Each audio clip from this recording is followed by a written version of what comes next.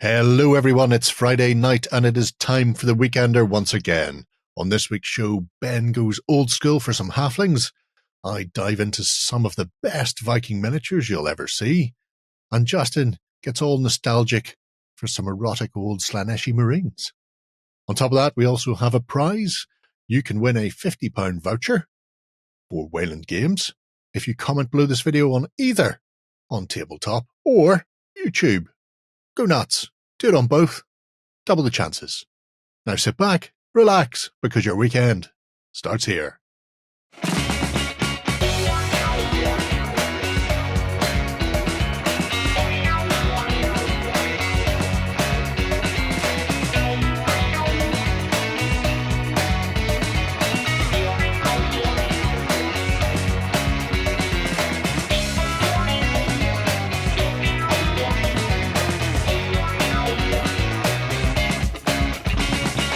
Hello everybody and welcome to the Weekender. I'm joined this week by Ben and Justin. Hello. Hello.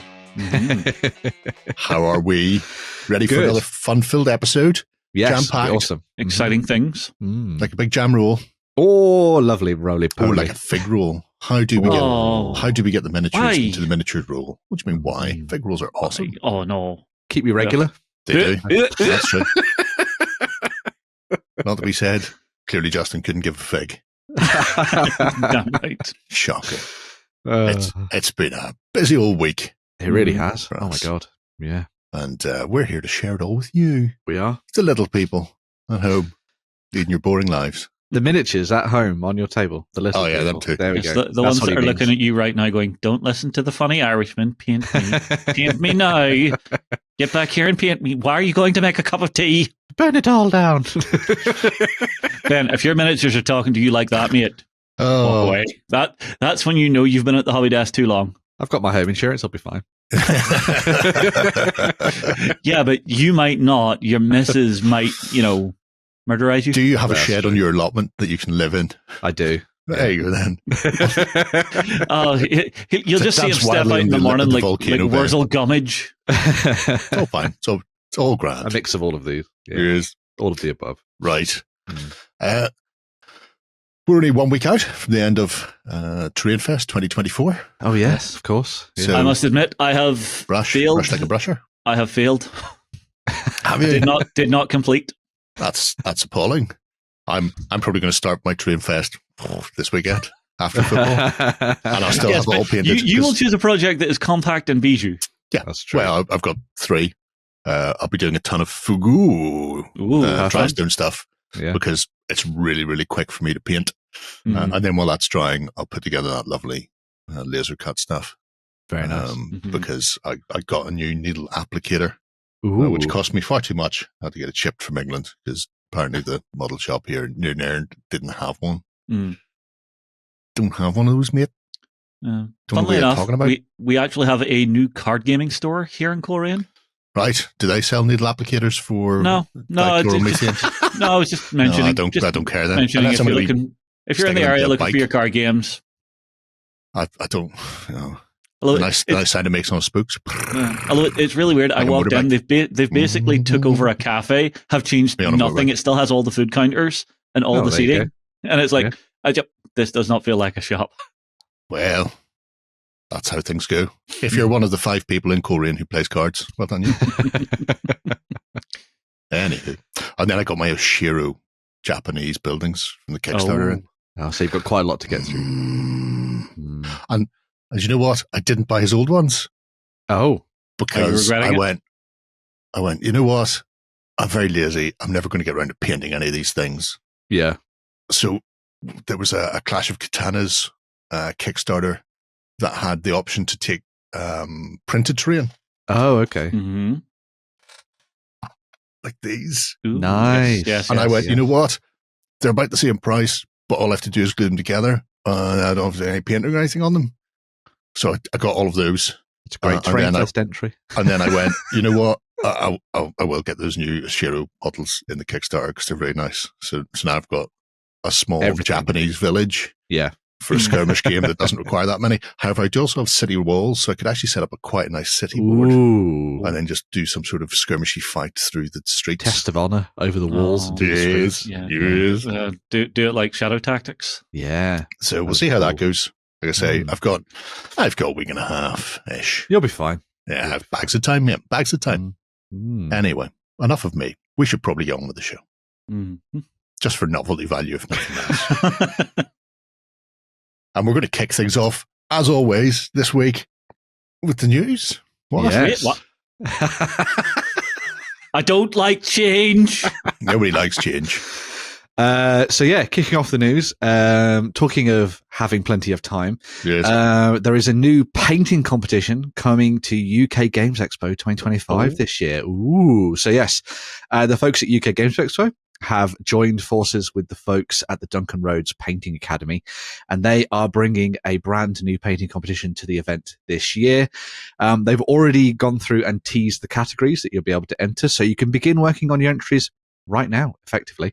More details are to come in February, but just so you know, you can enter as part of single miniature, squad or unit, vehicle, monster, and there is also a squires category for those who are 15 and under, which is pretty awesome, and that applies to all the different categories, as you might have imagined. All you got to do, get your entry ready, bring it over to the registration desk at the event in Hall 4 during the sort of month of end of May and the beginning of June. Yes. And you'll basically just submit your entries in and you could win. There are some prizes, including pin badges for everybody who takes part, as well as finalists will also get their own pin badges and certificates. And then capping things off, there's also going to be a trophy for all of the winners as well, which is very, very cool. Sounds like a fantastic idea. It's great to have another painting competition here in the UK. Obviously, there's one in Salute that everyone takes part in, and that one's a fantastic one that sort of brings our buddy in people PG always covers that for us. Exactly, yeah, and brings in stuff. Do we need to get the net and go capture him again? Maybe we should bring him along to cover that as well. That would be a good idea. Yeah. Peachy, you're summoned. No, just get the net. There is no option. You have been voluntold. Yeah, that's true. But it's also nice to have one that's being held at UK Games Expo because it's a massive event, the biggest one in the UK. And so having something there just seems like it makes sense to me. And considering a lot of people have become slightly jaded when it comes to competitions like Golden Demon over the last couple of years and the kind of way that they keep mixing things up and changing things and things. Moving country and all that kind of stuff. It's a great idea for us to have one over here in the UK that people can get stuck into, and it's quite open as well because obviously it's not just tied to Games Workshop. So yeah. Now, an important thing for Expo this year, I'm not sure if anyone has said it yet, but isn't it sort of shifting around a little bit in the NEC now? So it'll start in Hall 2, go around to 3 and 4. I believe so. Yeah. They have changed some positions of the halls and things like that, but I'm sure maps and everything will come out in the near future. So keep an eye out for those. But yeah, sounds absolutely awesome. We're going to be talking with the folks behind the competition and finding out a little bit more about what they're doing with the painting competition and kind of from the horse's mouth explaining how it all works. So keep an eye out for that. And we'll be back with more on that in the future. So the nice thing about it is currently, I wouldn't say wargaming is underrepresented at UKG, but board games and those things that you strap to bikes are massive. That's true. Yeah. And it's nice that there's something else for wargamers and modelers to get involved in. Because currently what happens is the very last hall is filled with all the tournament tables and the free-to-play tables, and they go in there and they never see light of day over the course of the weekend for whatever game they happen to be playing. And they don't venture out beyond that little that hall. Yeah. You get peace to take care of your part of the event. I mean, it's the same for the role players. They're normally off over in the Hilton, away from all the hustle, bustle, and noise, where people can actually sit down and not have to scream and rip their vocal cords to say, "My barbarian wants to seduce the goblin." Yeah, maybe. But it would be nice to see them getting involved in something else other than just sitting in the corner. Very true. Pushing toy soldiers around. Well, I mean, it'll be interesting because it'll add another section to what I would assume would be the end of show award ceremony, because I would assume that's whenever the announcements and prizes for that would be handed out. I think it would have to be.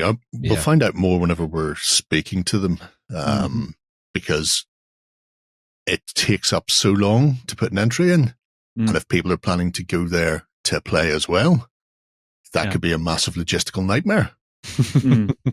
That and the halls are huge and super, super busy. I mean, it's one of the busiest shows we go to.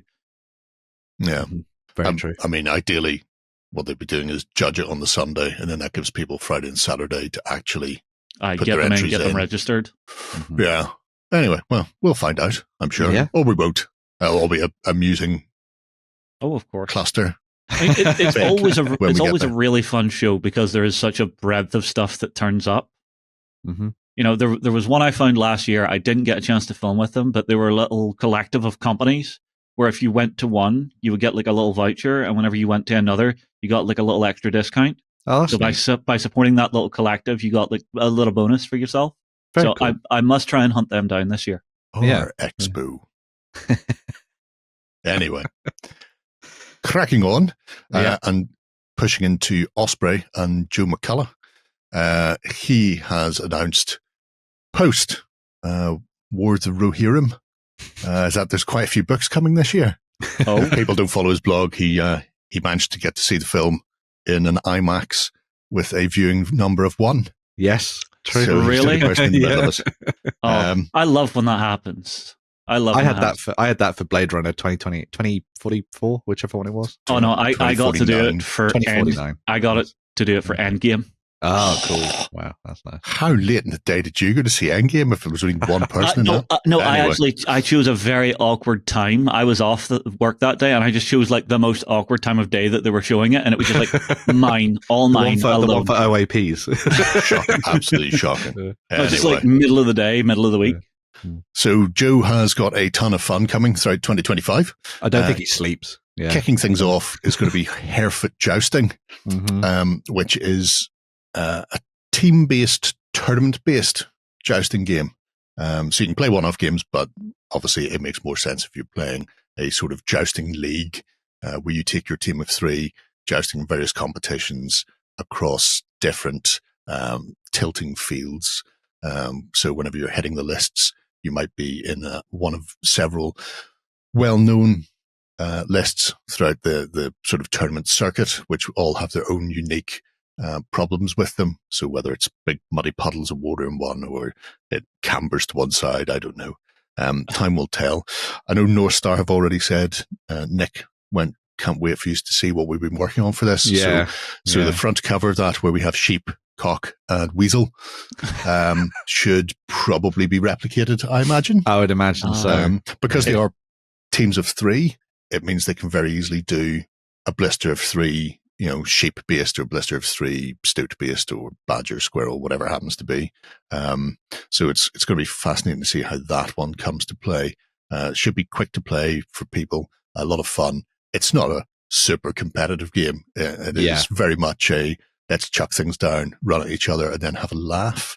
The most amusing thing for me is the fact it's a full hardback book. Because I'm going, if anything is going to be a small little soft cover Osprey release, it will be this. No, that's full hardback. So God knows what else is in there. If there's not a rule for cat meat and hot wine, I will be annoyed. I don't know what that means. If you get the reference, let me know, folks. I don't. Sound something young. That's the first of 2025, but there's also stuff coming for the other games. So Death Vector is going to be a supplement for, as you might expect, Stargrave, hence the name Stargrave at the top. Adds new cyborg mechanical foes. There'll be a new campaign system, adding a whole host of things like space encounters and hacking if you want to go a bit more cyberpunk. Obviously, there's always new terrible foes to be thrown into people's faces, so there's a bestiary in there as well, which will get people hot and bothered, I imagine. I quite like Death Vector as a name, because you've got the plaguey connotations of, vector of the spread of the movement, but then you also have that motion in space, vectored movement. So I'm not sure which one it's leaning into more. Time will tell. I'm guessing some androidy biomechanical stuff just from that cover art. Oh, yeah. Well, yeah. It's interesting because I think North Star already did some really cool sort of cybernetic cyborg style things for Rogue Stars. They did. So it'll be interesting to see if a lot of that translates over in the kind of look of it into Stargrave. Will be nice. So well, it'll be fascinating. North Star don't always do releases for every one of Joe's books. True. Yeah. Sometimes they do a full release. Sometimes they might just do a single figure or nothing at all, where they just go, we've already got these things in our catalogue, the likes of Rogue Stars. So there may be new stuff coming, or they may just go, you know what, everything that's in that book is covered. Mm-hmm. So go nuts. Time will tell. Maybe new cyborg plastic set. That would be cool. That would be so you could add bionic bits to your characters that already exist, but also just make full-on cyborgs as well. That could be cool.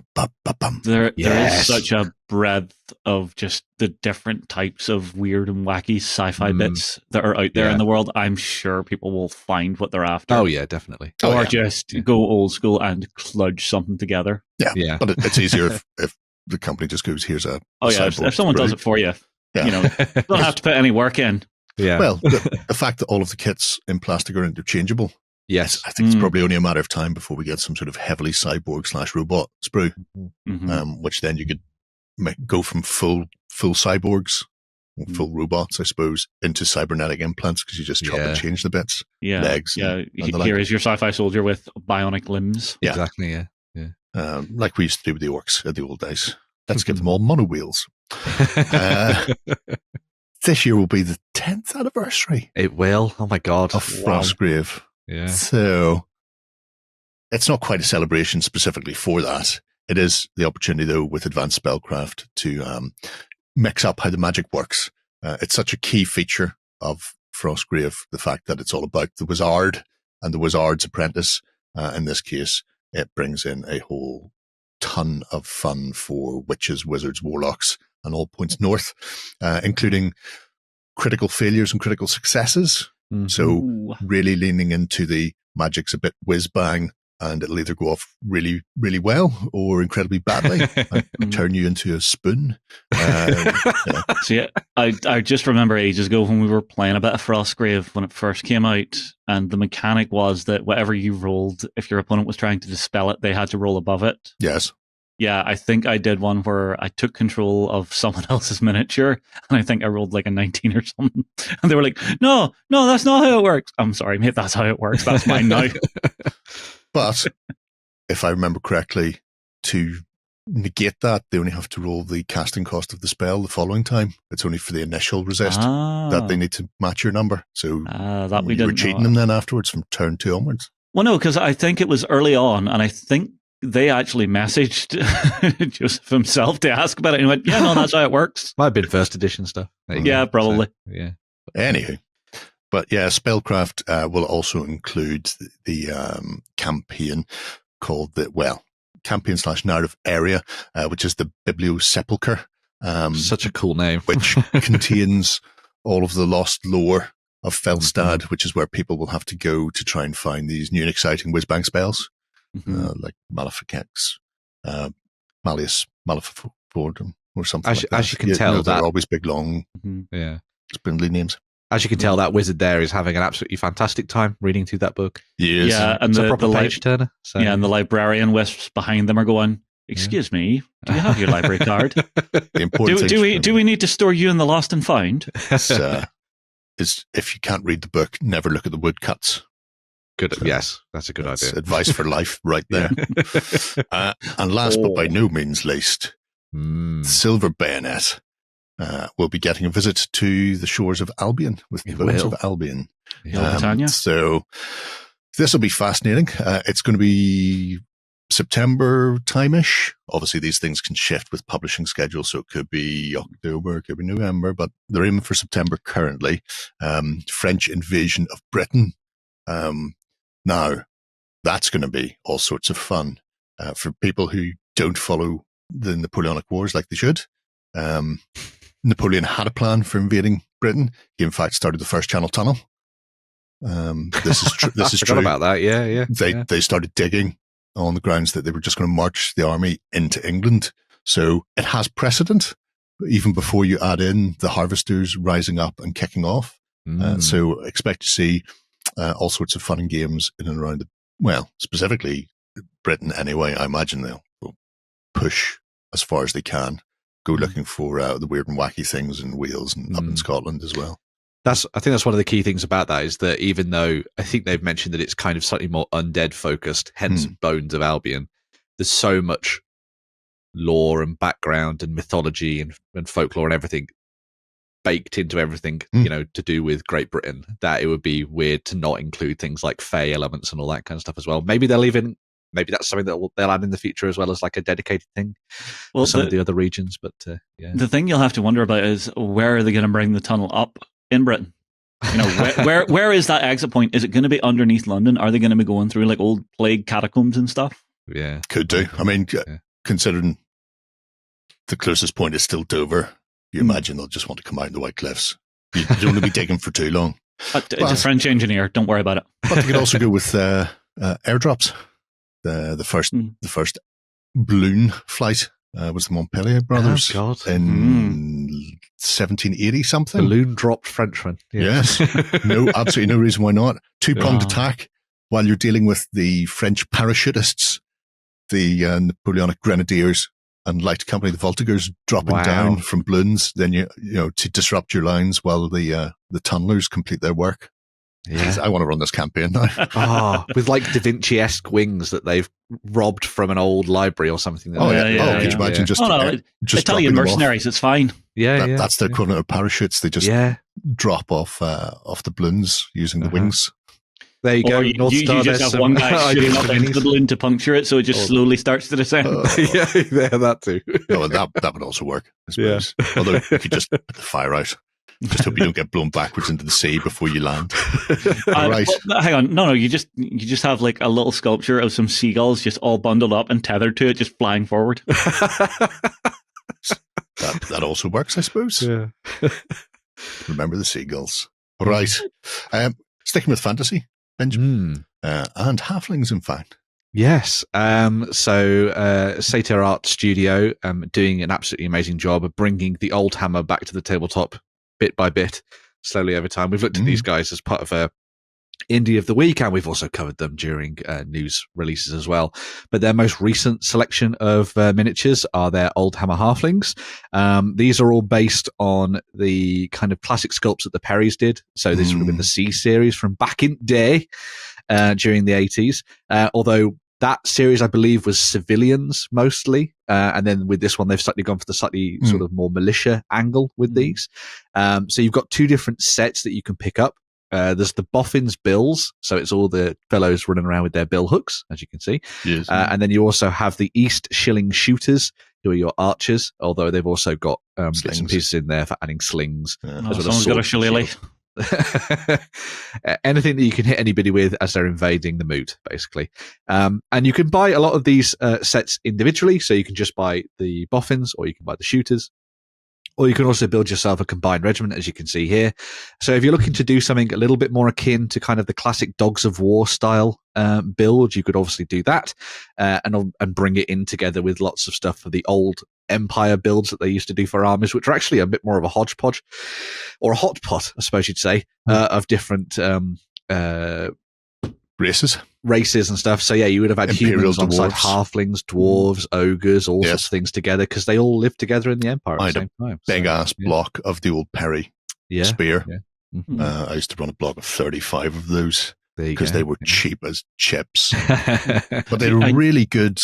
I mean, they were absolutely dog as fighters, but they had a really good leadership value, so they didn't bugger Stick off. around. Oh, so just ultimate tar pit. Yeah, well, they mostly defended the two halfling hot pots who ran alongside because they were again cheap, very cheap. I never imagined hitting a Chaos Knight with one. It was hilarious. I never imagined seeing halflings being quite so regimented. You know, I always imagine them as more the country bumpkins that are just pulling out the pitchforks. So it's nice to see just this different take on them. They're nasty in Warhammer. They're not cuddly. Oh yeah, and they live on the borders of Sylvania. Yes, and not the cuddly one. Yeah, so they have to deal with the bloody vampires all the time. I mean, the vampire comes into the village and goes, "I want a juice box. You're snack-sized." They live there, between there and the best place at all, Everland. So if they just get involved and just join Everland, they'd be much happier with their life. They would be much easier. Yeah. I absolutely love this to bits. Yeah. I had so many of these.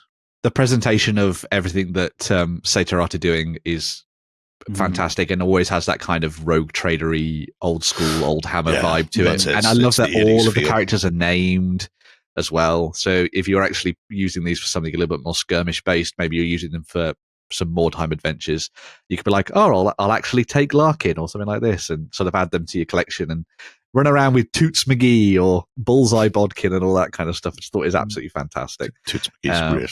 Toots McGee. Yep. Yeah. It actually, weirdly enough, this reminds me of something that's popped up quite recently in Games Workshop's just general games. So over on Warhammer Community, they were talking about the latest update to Necromunda. This is kind of tangentially linked. Anyway. And they've added in a whole bunch of new stuff for you to build kind of sort of dynamic and interesting gangs that are sort of drawn from all sorts of different places as sort of like outcasts and stuff. The Venators rules that have existed for a while anyway. So you could have, all your cool characters from the novels and all that kind of thing brought to the tabletop, so you could use them in your games. But they also did, and I never thought they would do this ever again, they did a tongue-in-cheek download, which was about going through a maze looking for a crystal run by a guy who was bald. Hello. Was his mummy about? I think so as well. Come along, my darlings. Mummy, where are you? And all I could think was, it has been an age since Games Workshop have done anything like that, because that was the whole fun. Yeah, that was the whole point about a lot of the stuff they did back in the day, was that it was all sort of like maybe the line manager was sick that day. Well, yeah. It's a nudge and a wink to all the kind of stuff that was in popular culture, and I really like that they've kind of done that with Necromunda. So bearing in mind, check that out. So. Games Workshop designed the games for the initial Crystal Maze. Oh, there you go. Did they? Yes. Well, it's all interlinked. Hang on. No, that's kind of cool. Yeah. It really is. Anyway. And our American viewers are sitting there going, the hell is Crystal Maze? Yeah, but you'll find it on YouTube. Looking for it on YouTube. But yeah, so the Oldhammer Halflings from Satyr art looking absolutely fantastic. That's all the news we've got for now, but we'll be back in a second, because what's up next, Jerry? It is the Indie of the Week. Oh, thank God, we're back to regularly scheduled programming. Okay, so this week's Indie is MEP. Yeah, and I'm assuming it's MEP. Not MEP. Nope. Yeah. It's only I made the mistake of looking at this before we started recording. Jerry, you have found a weird one. This is why I don't like putting them in. I don't like giving people advance notice. Yeah. You want that honest, raw reaction? Yes. So it's entirely possible that is an acronym, but I don't find it anywhere. So I'm going to presume it's just MEP. It is a range of post-apocalyptic things for the world of Termid River. There's a little bit about what the world is. There was a fire in the sky, act of God, asteroid, weapon gone wrong. Nobody knows. But people in the Ingerland have been rebuilding, and there's sort of several different locations, which feeds into the miniatures that come out of them. So we've got the Northmoor, which are the complete mutos. Although there are ventilation shafts in the moor and rumours of a beast beneath and a king under the moor in a secret room behind a great door. The ridings themselves, which are the sort of the outlying farms and the like, where sort of communities have come together to try and survive.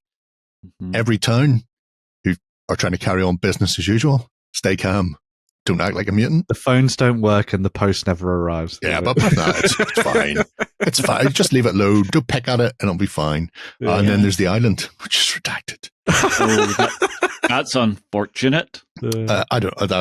I mean, it leaves room for aggressive expansion. Love that. So, if we go to our bits, we'll start with the conversion bits because there's some nice bits in here. They are scaled in 2 flavors: regular and minty, or Primanus, as they call them. So, if, for example, you've seen Denis Villeneuve's Dune, I think, you know what I really need is a sergeant who's actually a fat mentat. Then you two can have, or you can have Gurney there smiling. That's cool. Which is kind of cool. Yeah. They've also done a whole host of female heads. The hands, which, as you can see, include rude gestures. Many gestures. All the gestures that you need. Yeah. Is there any of them that have the Korean heart? I don't know what that means. What's a Korean heart? Show it again. What's that? Right, okay. Yeah. No. We've got a couple of middle wickets, though. That's good. If you ever need some empty hands, if somebody's going begging, you can lay your hands on these. Mhm. My favorite are the Space Richmond heads. So you two can have your own rocket men. Brilliant. Looking absolutely creepy as sin. So cool. Yes. The detail on these is lovely. I really like that. Yes. Yeah. It's really good sculptor. Reminds me a little bit of the statuesque style, actually, in some of the sculpting. Statue skew. Yes. Yeah. Scenery and extras. There's not much in here, but they have some of the best objective markers for post-apocalyptic world you will ever see. Wow. Bog roll. Love it. Absolutely fantastic. Multiple bog rolls. Yeah. As we realised, that is legit what people want. So yeah. you just need someone to like sculpt up a little Tesco's bag just to put up beside it. And eggs. That is that is so clever with the number of eggs. Yes, the number of eggs. Well. It's the same for the number of bog rolls. Yeah. It's 1 to 6. Mm-hmm. Love so it. if you've got specific scenarios or games that require objectives to be numbered, then you can do it via the medium of some Andrex quilted. That's fantastic. Although let's face it, at this stage in the game, it's going to be the stuff that you find in schools. Oh no, Like Tesco's finest. Like tracing paper. The crates of doom are just a rake of milk crates / ball crates. I do love it just for a touch of thematicness, just to throw something like that in there. Oh yeah, they are cracking. Yeah. We'll start with every town then as one of the specific places. You go away, Babs, go away. As you can see, they're a rum old bunch of people. Some you may recognize, some you may not. Some I'm going, I swear I know them. So, there's some great stuff. The Burger Clown, obviously kicking off like a madman. Chris on a bike is possibly my favorite pun in here. Took me a couple of reads to actually twig that one whenever I first saw it. Oh, I almost spit take when I saw it for the first time because I thought that is great. It's absolutely cracking. And now that obviously people are getting back into things like The Walking Dead, and you can build your own survivors in that. This would be perfect. So the idea of having survivors like this running around is just right up there. See, I would fold a lot of these straight into Mantic's The Walking Dead. Yeah. I literally just said that. Oh, sorry, I couldn't hear. I'm sorry. Look, no, my hearing is getting worse. I'm sorry, folks. That's what you just said. I think you should do that again. Yeah. Apologies. Laugh at me. Laugh at me, people. I love the Georgia and Willie where they just go back to bed. Yes. So good. And you yourself could paint anything you want on there. Brilliant. They are so cracking. Good. Every time's good. Now, I'm not saying the king under the moor in his room behind the big heavy door is Charlie Sausage Fingers. But how awesome is that? I mean, just the capturing of that shrunken in little happy walk going, I'm the king now. But there are options. So for Scott Lawn, Charlie can have a gun, can have a shopping bag, bottle of juice. He even has a variety of heads, both sulky and happy. That's so cool. And crown. So if you want Chuck Sausage Fingers, you can have them. Magnetize those people, magnetize those. Oh my God, I've just got visions of that weird red painting of his. Yes. Flaking away in the depths of this thing. And it's like, he is the king in red. I love the newscaster though. Yeah. The newscaster sitting behind his broken screen is, it's practically an internet meme. Yes. For remaining indoors. Mm-hmm. He's got a bit of the Neil Oliver about him as well, if you painted him with slightly darker hair. John Oliver, sorry, not Neil Oliver. Yeah. I think that's what they're going he's for. He's a bad man. But the fact that his graphics are just a clipboard behind him with hand-drawn stuff. It's not a million miles away from how he ended up in the White Void during the Rona. So, Johnny Boy's quite fun. That's so good. He's not wearing pants behind the desk. Really fun. I love these. They are absolutely cracking. Okay, now without the TV in front, that just looks sinister. I am sorry, that looks sinister. Might do. Mary and Ed. Now, I threw that open. That is based on the owner slash artist slash sculptor himself. Oh, I'm assuming that's his wife. Ah. But I've seen pictures of him with on Tinterwebs with a cat, I think. She's Right, I thought you were going to say you'd seen images of him with that shotgun. with a succulent and a trowel, getting ready Yeah. to fend off whoever needs to be fended off. Mm-hmm. Maybe this could be you and your missus someday, Ben, defending your allotment. Yes, that wouldn't be true. Get some. Oh, options. Nice. Yes. Oh, lots of them have options. Oh, I love the spade one. Spade with beanie hat. Yes. Brilliant. Sold. Leaning into the full Justin, as we call it. Never go full Justin. Never go full Justin. Monkey Messiah. Ouch!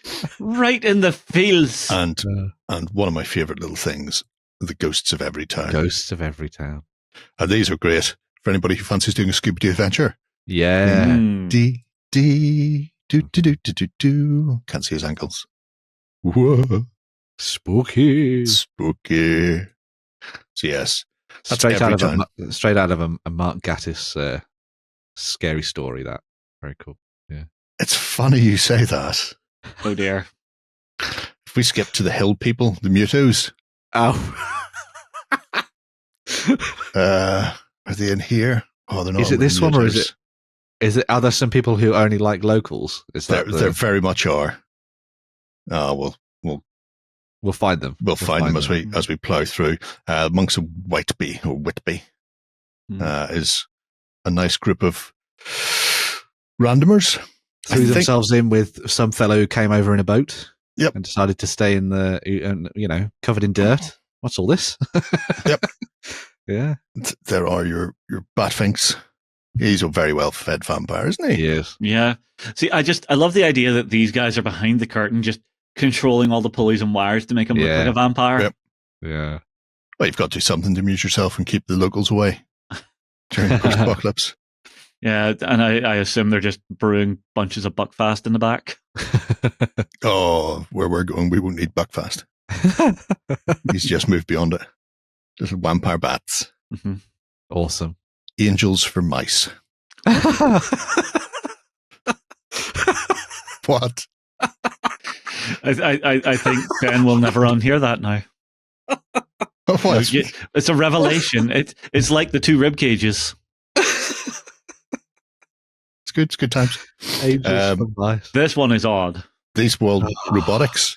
Well, Yes. this is just Westworld, but Eastworld. Mhm. So you two can build your own cybernetic things. Maybe it'd be handy for something like Stargrave. Oh. Whenever you need Yeah. you need to be out there spray painting your cybernetic people and hope they don't go absolutely mental. Yeah. I mean, I do love the fact that you actually get that assembly line that's piece a in nice this. thing. That's a really nice thing to have. Yeah. And then, there's always that one guy at work. Always Looks that a lot one like guy at you, work. Justin. Yeah. Well, mercifully, I'm not exactly in a management position. 2 arms to 1 length. Come on, that's a government job right there. Spraying away. Really cool. Yeah, but these are particularly So fun. characterful. Yeah. The I can't believe I'd never seen anything to do with this uprising before. bits are particularly good. Yeah. Because you've got them going full. Yes. We're not going to take it anymore. Somebody trying to jumpstart him with a car battery. Wow. I don't think they're going to be starting him up again with a car battery, mind you. No. I think he's faulty. No, the squishy bits are no Yeah. good. Oh my God. Ripping the face off. Right, the only smart one here is the guy who's going, nope, I am out, I am gone, goodbye. Yes. Run quickly and run Yeah, away. right. Johnny, it's Neil, just- and Maria. It's the old axiom. He didn't have to be fast, he was just faster than the other guy. Well, that is the key to everything, I feel. Hill people mutants, technically, we've looked at. Technically. Oh, the best Stonegrave kind. Farm is also quite odd. Yes, this is them. There There we we go. go. Yes. The pig prodders. We didn't burn him. Look at those for cattle prods. Oh, No. wow. Anybody who's a fan of British sitcom will recognize that cattle prod. For it was invented one Halloween by Edward Elizabeth Hitler. And I'm trying to remember Rick Mail's full name in that. Oh. I can't. Anyway, it's the Halloween episode where every time he uses it, he shits himself and goes through multiple pairs of pants dressed as the devil. But that is the cattle prod they came up with. So that's just great. I mean, it's like a proper love letter to kind of weird madness and Britishness. I love it. Napoleon and Babe Trotter with his attack pig. Yeah, the attack pigs are horrific. Definitely something good for 7TV in this one. Babe, pig takes over the city. That pig got knuckles. Oink. Oink. Yeah. There's no actual there's no game behind this. It's just like they've designed a theme. It's a world with a theme. I love that because as we've already said, like there's so many games out there like 7TV and all things that you could use these for. It's the weird, wacky wonderfulness of Insanity, where it's just like, I have an idea for a miniature I would love to make. Maybe people would like it. Maybe someday in the future there might be, or maybe they just looked into their hearts and seen pig-based people with cattle prods defending themselves from insane cybernetic robots. Yeah. Who knows? Love it. Yeah. I wonder if they're. I assume they're a British company as well. Yes. Yeah. I wonder if they'll be at Salute this year. That'd be fun. We'll have to keep an eye out. There's one way to find out. Yeah. Let's go. Go to Salute or go to Salute's website. Is the traders list up yet? Well, I was just going to message them. That would be an easier way. Yeah. Good idea. Yeah. Fair. No, it's one we're doing. I think he's get it from the pig's mouth. I think they're Vapternak. That's right, cool. But, but it's coming up shortly. Yeah, and then we've got the little Boston Dynamics-esque Robodog. Don't kick it; it'll come back and get you. that's how the game's played. Yeah. A little bit of Dooney fun. The Court of Puth. These I really like. This is an updated version of it. The older one had a smaller pistol. And I swear I've seen those outfits before, but I can't think where. I wonder where they're from then, yeah. Queen of the Undermoor. It's entirely possible it is Dune, but it's entirely possible it's the TV version of Dune from about 20 years ago from Sci-Fi. It gives me that vibe of Dune. I could be completely wrong. Yeah, they do have that vibe to them, don't they? Mm-hmm. You have your tunnel guard keeping people away from King Chuck. No, this is our bunker. Go away. They have a touch of the Luther Arkwright around about them as well. I can't get my gloves on. Give me a minute. Man, these are really nice. They're very cool. Yeah. It looks like they're like 3D printed resins, are they? They are 3D printed, yep. These are all physical. I believe there's talk of them doing the STLs because you caught that one out there. Shipping these days is problematic for smaller companies to places. So I think the STLs are available or will be available soon. Nice. If people want to get them. But yes, Big Winky and PP are doing the Lord's own work. I mean, when you miss TV that much. I don't think is that a bunny? Yeah. It's, okay. Food. You just get snackish. I'm gonna bleed the tubby custard out of you, boy. Emergency rations.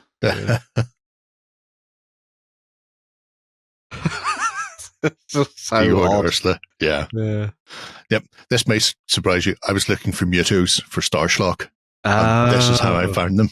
It was like, I need more mutants, but I need mutants who don't have things in their hand. I just need creepy, weird mutants. Down the internet alleyway. Yep. I'll then find things like this, and I'm going, yes. Oh, yes. Give me the small ultimate kneecapper. Wielding dual claw hammers as well, which is a really versatile weapon. It's like the Warhammer of today. Well, I mean, if you're stuck, all you have to do is flip them around and you can just round them into a wall and clamber up. True. Yeah. I was just even thinking from purely a combat point of view, because the nice thing about having a hook on the back of your weapon is if somebody's defending themselves with something, you can use it to pull it away and then smash their head in with the other hammer. This is fair. Yeah. So yeah, although at his height, probably. I mean, you can get them around the back of the knee. Just. Oh yeah. But yeah, so Very cool. those are, well, I'll very quickly throw up the help him because We we looked never at the actually rest open them of up. them, Yeah. You've got the more weavers, quite nice, but the more walkers and the mutos. These are the sort of things I need for my space mutos, creeping around, Wow. semi-covered, trying not to look like mutos. No, we're not. Didn't burn them. Don't worry about us. We're practically normal. I mean, it's a really eclectic mix of stuff for, if the UK went into full apocalypse mode, what would happen to the different groups of Yeah. society? Yeah. He's got a trident. He's doing well for himself. He is. Not everybody can afford a trident in this economic climate. We have enough differences in terms of, know. Oh, I thought she culture, was for want missing of an a better arm. word. No, he's just carrying a street sign. Yeah. Okay. Between counties, you have different ways of viewing things. So this makes sense. So if people are unaware of the differences, then they should just go and watch the most recent Wallace and Gromit. yes, The Yorkshire Lancashire kickoff. yeah. In between them, but yeah. I mean, go 5 miles up the road over here, you'll have a completely different accent. Yeah. Weirdly, don't go that far. talking of Wallace and Gromit, all those guys in the hazmat suits from Yes. the Westworld, the Eastwold thing would be perfect for those guys behind the scenes. That is true. Very true indeed. So there you go. If you fancy doing a bit of the apocalyptic world of what was it? Turgid? No. Tumid River. Tumid River. It probably is turgid by now anyway. Well, yeah, I certainly wouldn't it's drink already turgid. Wouldn't drink out of it. Water companies. Yeah. Right. That was something I heard recently. The UK's water supply is no longer safe to drink ban from the tap. Yep. Yeah. It's just go full Humphrey Bogart. just go African Queen on it. People will know. Right. That wraps up that indie. Mm-hmm. Check out MIP. I think it's time for some more news. Even more news, bitches. Okay then, more news. So much news we had to split it into two. Make it manageable, digestible and chunkable. No, why do I have to edit different ways? If you just had a fig roll, you wouldn't have any problems with your digesting of the news. You'd be sufficiently full of vitamins, minerals, and fig you. It's all about the vitamins and minerals. Right. We're going to be kicking things off in our second wave of news with an invasion of Vikings. Coming from Footsore Miniatures and Games and the delightful Matthew Bickley Esquire, as I believe he demands to be known at all times. Yep. Contractually obliged. Yeah. Yes. So these were part of the Barnes War Conquest Kickstarter last year, which has now been fulfilled. And they're currently up for pre-order with a view to being released next week. I believe it's going to start shipping. So not going to be a long turnaround for these delightful fellows. Obviously, the range of Vikings is sufficiently full that you can play any of your sort of Dark Age games, whether it's Saga or Barons War Conquest, for example, even Midgard. World Battles, you could do those as well. As you can see, there's a whole host of heroic types, all lovely named peoples as well. So if you want your Rolos and Ragnars, you can do that. You've got your Herdman and Bondi as well, rocking a ton of axes, which is nice to see, instead of everybody and their dog having a sword. Obviously, very popular in Viking culture, but not everybody can afford one. There's a nice hand axe. Yeah. Always a real sucker in time of warfare. And if you want everyone to appears to have a safety beard. Yes. It's a good way of going, I believe. They Herdmen themselves, like most things, will require metal spears to be attached so that you can really injure yourself, which is good. Yes. Really dynamic sculpts, which leads into sculpts are so good. A spectacular look for the smaller skirmish style games. And something you don't see a huge amount of, which is fully armored bowmen. Generally, anytime you see bows, they tend to be the dongers on the edge of society, people who can't afford armor or even a hat. So it's nice to see some actual warriors rocking bows, which is probably handy if you're coming alongside another boat. Some boat on boat action. Give them a dose of the old spindles first. and then get weighted in afterwards with axe, spear, and bitings.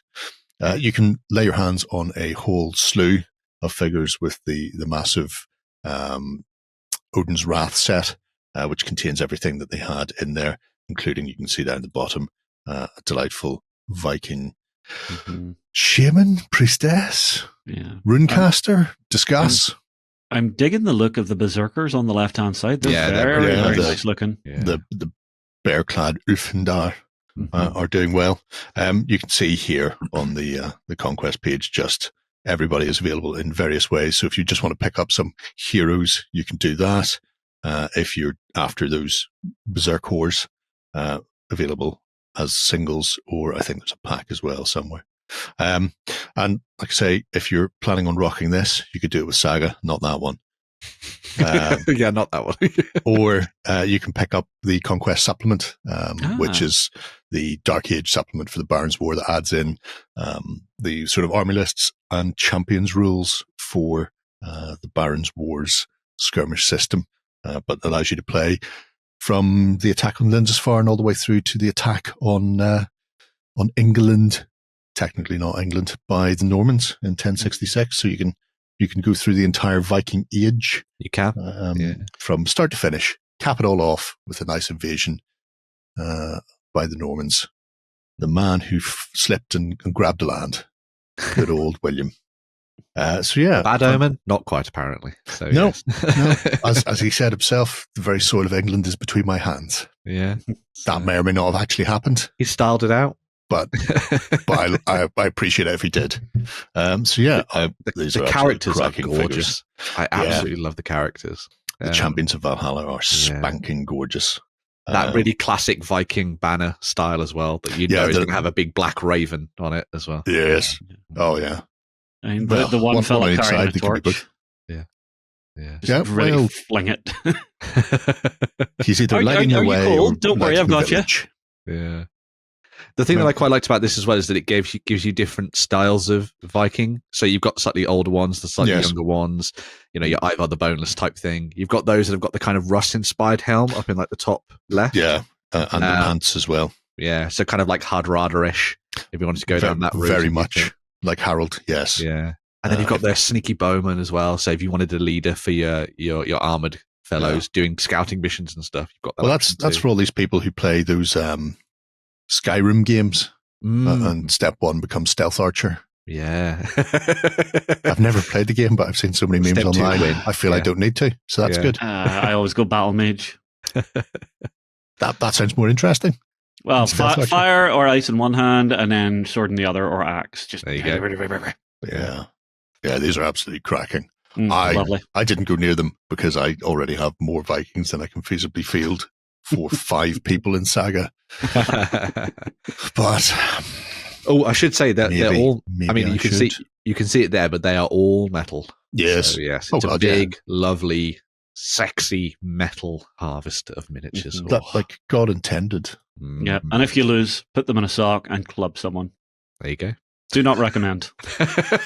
Seems very vicious. You're loving that, aren't you? Loving the idea of just. Well, I mean, if you do the spearmen and they start poking out through said sock. Oh God. Oh yeah. Like flanged mace or flange coming your way. Give them all the spikles. Right. What's up next, Mr. Justin?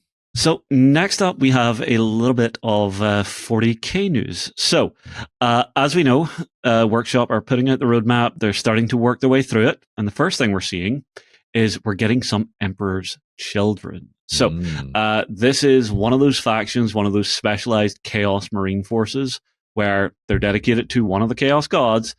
And to begin with, we're getting the new Fulgrim. So moving away from the Forge World one, this is a new sculpt. And it's nice to see that more Primarchs are coming to the table because they're those nice big centerpiece miniatures that are just gorgeous and glorious to paint. The new Fulgrim, I'm loving the design of it. Yeah, and also way easier to build than the Forge World one, which apparently is a nightmare. So, well, I mean, it's got some really nice bits included in it, including there's some like alternate head sculpts and things like that. I love it. I love it, and I love the idea that, Slaanesh is actually starting to get some love again, because for a good long time, Slaanesh had just been like, okay, you go into the corner. Yes, we know you do all the super fun, experience type, fun type stuff that we don't talk. No, put the PVC down. It's fine. Go No. The KY is not necessary. We have to make this accessible to children. Basically, yeah. But Stop now they're pasties on all the nipples. Yeah, so like I said, we've got some really nice head sculpts on this, and it looks like it's going to be super crisp and super detailed. But on top of this, we're also seeing some more of the mainstay stuff for the Emperor's Children. So the things that we are going to be seeing here is some of the classic characters. So we're going to see Lucius the Eternal coming back with a brand spanky new resculpt. And honestly, I always loved the story behind him. The fact that he was like the perfect swordsman, had never been touched in battle. And then he'd take one little scratch to the face, and then the little artist just like, oh, it's been ruined now. It's been ruined. It's okay. Just sniff. And then it's like Vega from Street Fighter. My face, my beautiful face. That is such a good movie. Well, the thing that they've done such with a good a lot, scene as well. Definitely watch that. Well, the thing that I'm noticing with the sculpts, they've maintained a lot of that classic Chaos Marine design, but they've really changed it up a bit for the Emperor's Children. So you've got all the leather, all the skin hanging bits, all the vials, because drugs are good for them. But what they've also done is they've actually tightened up the sculpt. So instead of being the old school, like full-blown chaos, they've actually changed it so that a lot of the armor does look like older, more heresy era stuff. Yeah, I which I that. like. Yeah. My one gripe, one of the key things that was always made a big deal of was the Emperor's Children were the only legion that were allowed to wear the Aquila on the chest. Not a one of these sculpts has a defaced Aquila, and I think they've missed a trick on that. That's just me. That's personal preference. But overall, they've done a great job. So we've got a few different types of lords coming in with different weaponry. So some with spears, parfist, claws, pistols, all the good fun stuff. And I love the way they've painted them with that real juxtaposition on some of the colors they've chosen. That black, that pink, that really like snotty green. It throws the eye a little bit. Yeah, is what I would say. So that's a multi-part kit then. Yeah, so that's the Lord Exultant that can be built in different ways. Yeah. So it's basically your toolkit Lord box where you can arm them out the way you want to and actually give them the aesthetic you want to. The next is the cacophon word. The Lord Cacophonist. Yes. I couldn't pig Latin for a second or whatever it is, but. Again, this one is interesting because we're seeing some new types of sonic weapons. So you've got the two pistols there that appear to be like a sonic pistol type arrangement. And then you've got the big backpack with all of the speakers coming out of it. Yeah. So it's really... Interestingly, though, anyone out there who manages to do that zebra stripe on the little loincloth, I salute you. I will never be trying this. That's just like, oh my God. Well, I'm loving the details. Everything's nice and sharp. Everything's got the proper aesthetic to it. And if we move on again, we're actually going to see the classic Noise Marines are coming back again. So you've got those big noise generating weapons that are just going to make your ears and eyes bleed and all the wonderful melt stuff inside your armor. Yeah. You are now Goo Marine. Do miss the guitars. I do miss the guitars as well. Again, they were always a little bit offbeat, a little bit rockery. I mean, I know John's going to love these because I think he did actually paint up one of the Noise Marines at one point. Whenever they did the special one, the special one that they did to go. Remember when we used to do really cool Noise Marines with guitars? Yeah, we're not doing that again, but you can have one. Well, here's the thing: how many people who have that miniature have it painted up and it has been sitting on the shelf? How many people think that's going to be your sergeant? That would be a good idea. Drop that back in. Yeah. With that. And guess what? You've already worked out your color scheme because you painted him wild and wacky. Now go blind yourself. Yeah.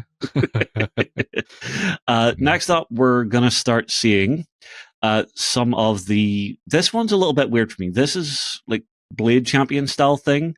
So these are the flawless blades, if I remember right. Yep. And these guys sort of take up that melee slot in your army where it's just like, we are coming forward. If we get into combat, you are not going to have a very good day. Yeah. I do find it interesting just seeing the elongation, that demonization of some of the facial features. It's not something I've really seen too often in Chaos Marines. Yeah, You know, I really like it's- the top guy. I think he's got a really nice sort of style to Yeah. him. It's really cool. Yeah, but Conehead. normally it's the normal full Conehead. armor plate Marine, or they're Yeah. really out there with the chaotic possessed growths coming out everywhere.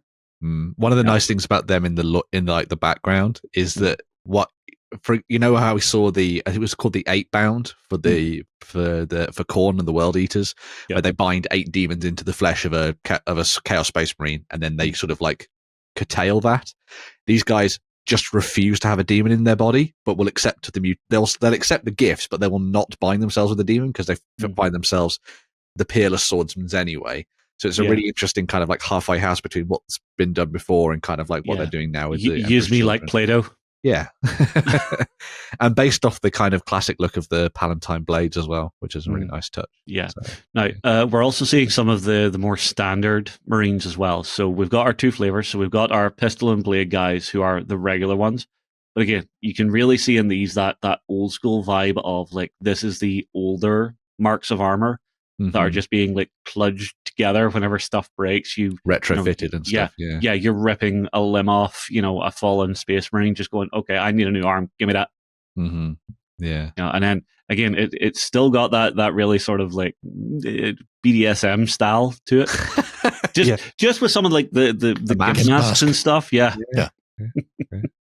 Carrying it through. Yeah. Yeah. I like the old the bolt pistols with the exposed magazine. I really like those. That's kind of that's a very classic style to. Yeah. But you see, even between these two, it's 2 different marks of bolt pistol. Yeah. So if you're someone who hates painting the same thing over and over and over and over, this is probably going to be a great force for you because there is so much individual components to it. And I do love just how crazy they've went with some of the trim on the armor, just to actually give you different shapes. So whenever you get these painted up, even if you're doing like block color or just doing like your standard contrast, these are going to come up a treat because there is enough detail there where you're going to have that shift in shade within it, which I think is going to be really good. I think there's a few shots of these, Jerry, if you want to keep moving. A couple of the infractors, yeah. So you've got one guy with his beaky helm, and again, the different types of armor, different little fetishes hanging off of him. And there's one more. And then a last guy's... Okay, now seeing there's this your wing one, symbol. Yeah. Yeah, well, you've got the one guy who's got what looks to be a pristine winged symbol on his back. Why is that not defaced, my good sir? You're slacking. Because he's still proud to be one of the Emperor's children. So, Maybe. He's rubbing it in the face of Dawn and the Imperial Fists. I will say I do love what they've done with the color scheme they chose for this. That black with shards of pink through it at random. Yeah, it really fits the aesthetic of the Emperor's Children, that they're not just doing standardized color schemes anymore. It's just all of them are just individually experience everything all at once and doing what they feel in that moment. It's the ostentatious side of the Emperor's Children coming through. Baroque, I think is the word you're looking for. Well, that too. Yeah. All right, and then our last standard ones are our standard bolt gun wielding guys. So you've got a few cool different options here, where you've got all of your special weapons, but your sergeant in the squad can have like that big spiked whip. That would hurt if it hit you. Youch. Yeah, I think this is going to be a force where every single Marine in every single squad is going to be painted ever so slightly differently, and it's going to look amazing on the tabletop. Yeah, very cool. There was when they discussed these in the live reveal last week, they said, and they're really good at holding objectives. They defile them. Don't think too carefully about that. That's why you need your toilet paper. Exactly, yes. That would be a good addition. Yeah. Well, as well as that, we are obviously going to be seeing a new army box coming for these guys as well. So this will be like, your first dive in to actually get it. So you'll have leader, and I believe it's 4 squads. I believe it's 2 squads of your noise Marines, and then 2 squads of your standard line infantry. Yeah, that you can build different ways. Yeah. And of course, for your codex, it looks to have that custom art piece if you buy the army box. And I do like that it has the data cards in there as well. So you can very quickly get a small force up and running and start getting a feel and flavor for these guys. But that's not all. So we get our regular codex, and then next up is an interesting one. This is one that I believe you mentioned was spoiled, Ben. So this is the Lord of Boxes. This for a Nurgle Marine, for a Plague Marine, I am adoring for a couple of reasons. So it's got the right aesthetic, it's got the old school armor, it's got the bits of mutation to it where it shows, it's a little more bug-like. The thing I love the most is the asymmetry in some of the design aspects, where you've had random growths coming out, and then that's had to be dealt with and rebuilt onto. I think my favorite thing is the backpack. If you go to the next image, Jerry, you'll see just how this thing has had to be reworked together because it literally couldn't contain itself, and now they've had to figure out some way of just holding it together so it'll still run. That and that big, rusty, nasty sword just looks so good. The sword is so cool. I love that. Yeah. He's not drawing in a hurry, though, so if you can close on him quickly, you can hit him dead before he gets that. Somebody's going to have to unstrap that for him to be able to wield it. Help me get my sword. Help me get... He's trying to hit me. My sword.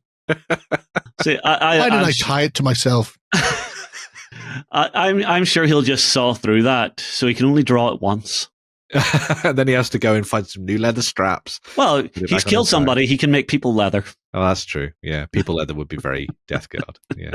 Then he wouldn't have people jerky. That's true. For the long trip home. Yeah. Well, no, because you've got the skin, and then you've got the meat, and you use all parts of the person. Yeah. Fair enough. He's good like that. Yeah. He's a conscientious murderer. Yeah, he is. Yeah. He's lost one of his little things. He has. That's a shame. Yeah, but again, that fits with the aesthetic that everything's constantly rotting and being reborn, Yeah. Feels like this is going to be the Death Guard got massively updated a couple of editions ago. They got a whole new ream of miniatures and everything. And the range is fairly up to date as it stands. So from what I guess, this one's probably going to be the one miniature they release for the army, just to kind of give people something new alongside the codex and stuff. It shows them a little love and keeps a bit of flavor in the army. It keeps, trudging forward. Very true. Yeah. We also got some more Kyrians. Now, this one I care less about. I wish they would let Kyria die. No, I'm sorry. There are so many other interesting guard archetypes to continually push Kyria after they killed Kyria. I mean, fine, gorgeous miniatures. I cannot say enough about how good the sculpts are for them. But just the fact that it's Kyrians, I want them to move on to somewhere else. Give me Valhalla.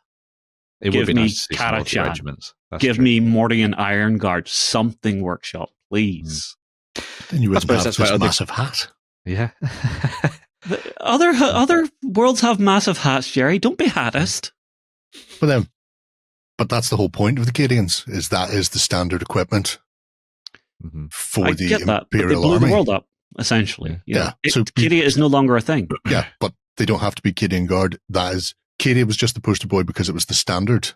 Yeah, but they still continue to call it Kyria. Yeah, that's only because they've already got a studio army with Kyria on everything. So give a painter some work.